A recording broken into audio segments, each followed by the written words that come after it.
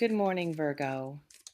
Uh, um, Messages only exist when someone receives them.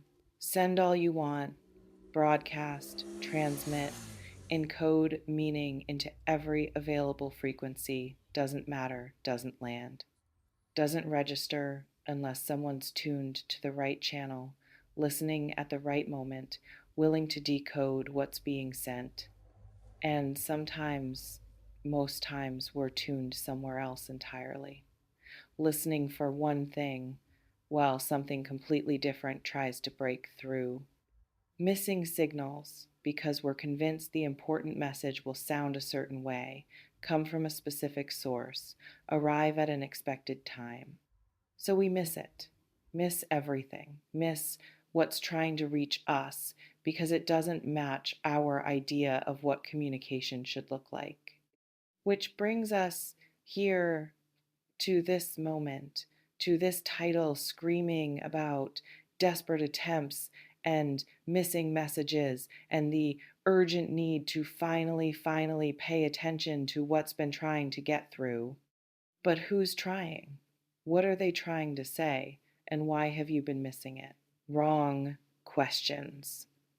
All of them. Spine tingling like electricity running up vertebrae. They are desperately trying to tell you something.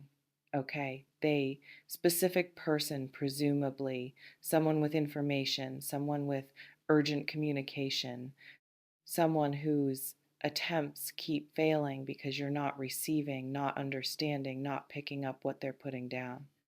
Except that's projection, fantasy, story you're telling yourself about why you feel disconnected, unmoored, like you're waiting for information that hasn't arrived.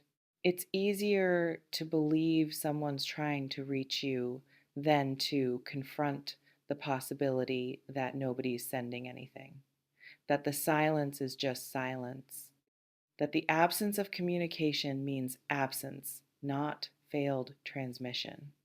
And even if someone is trying, even if there's genuine attempted contact happening, your inability to receive it says more about you than about them.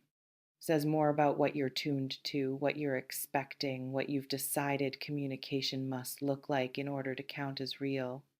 Because maybe they are trying, just not in ways you recognize, not in language you understand, not through channels you're monitoring. Maybe the desperate attempt looks like withdrawal. Maybe the urgent message sounds like silence. Maybe what you're missing isn't hidden, it's right in front of you, wearing different clothing than you expected. Or maybe nobody's trying to tell you anything, and this whole framework is just another way to avoid sitting with the uncertainty of not knowing, the discomfort of ambiguity, the reality that sometimes there's no message because there's nothing to say. Knuckles white from gripping something I should probably release. You've been missing it. Past continuous tense. Ongoing action. You've been present perfect missing it. Not you missed it once. Not you might miss it. You've been missing it. Repeatedly, consistently, an established pattern of not receiving what's being sent. But how do you know? How does anyone know they're missing messages unless someone tells them? Unless someone says, hey, I've been trying to reach you and you're not getting it. And if someone's telling you that directly, then you're not missing it anymore. You're receiving the message that you've been missing messages. So either you're not actually missing anything, and this is manufactured urgency designed to activate your anxiety, or you're missing it so completely you don't even know what it is you're not receiving, which means you're just existing in vague dread that important information is passing you by without any actual evidence that's happening. And that dread, that fear of missing something crucial, that's not intuition. That's not your system picking up on failed transmissions. That's just generalized anxiety finding shape in narrative. That's your always trying to tell everyone thing. Communication is constant, missing it. Fingertips numb from tension I'm holding unnecessarily. Let me collapse this entirely. Flip the whole premise. What if nobody's desperately trying to tell you anything? What if you haven't been missing messages?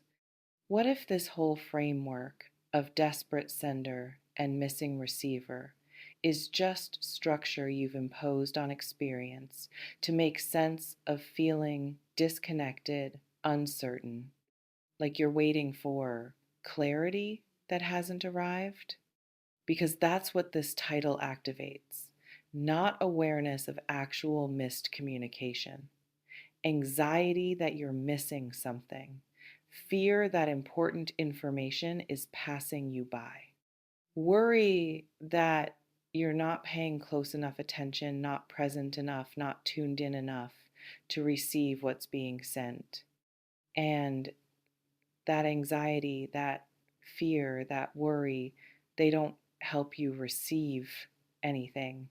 They just make you desperate, desperate to know what you're missing, desperate to decode signals that might not exist, desperate to find hidden meaning in ordinary interaction because you've been convinced there's message you're not getting.